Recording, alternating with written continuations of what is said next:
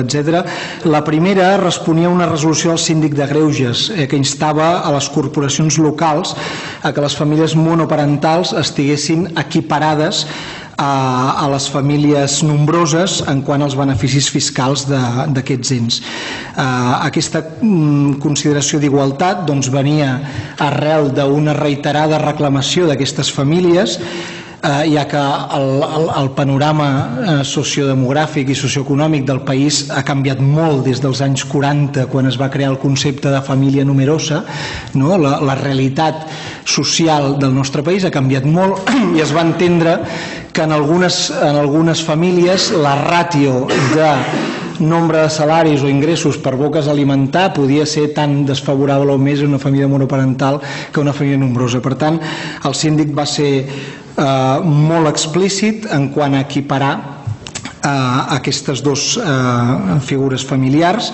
Com bé sabeu, el síndic és una figura escollida pel ple del Parlament de Catalunya que vetlla per protegir les persones davant l'actuació o la manca d'actuació de les administracions. Per tant, pensem que té un valor polític important i que les seves resolucions ajuden a empènyer i a millorar les coses. De nou, ens trobem amb és que sempre s'ha fet així, és que no està contemplat en el llistat de bonificacions potestatives que els ajuntaments poden reconèixer l'impost, deixem-ho tal com està.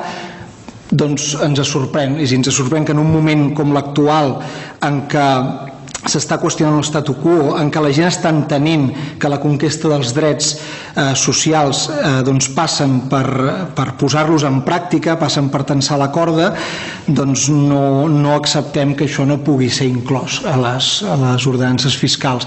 No estem d'acord amb que sigui ben bé il·legal, i insistim que altres municipis ho han fet.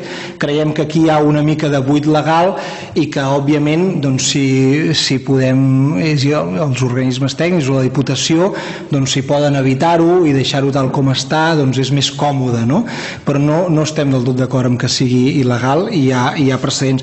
En tot cas, les figures polítiques han de tenir una utilitat, el síndic ha de tenir una utilitat, i aquestes coses acaben avançant quan els municipis se sumen en aquestes resolucions i tensen la corda cap aquí. Si no, estarem sempre en les mateixes.